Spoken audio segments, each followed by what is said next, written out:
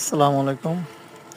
ইনশাল্লাহ আমার দেশি কবুতরের খামারটিতে এইবার বেশ কিছু কবুতরের বাচ্চা হয়েছে আর অনেকগুলো ডিমও পারছে।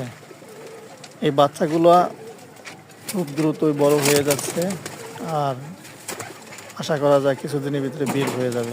বের হলে আমার আরেকটি খামার আছে ওই সাইডে, 3 তলা শেড করছি। ওই শেডের একেবারে উপরের তলা কবুতরের জন্য ব্যবস্থা করছি, ওইখানে নিয়ে যাব। এবার প্রত্যেকটা খুবই খুবই ডিম আছে, প্রতিটা তলায় তলায় প্রত্যেকটা রুমে রুমে ডিম আছে, বাচ্চা আছে।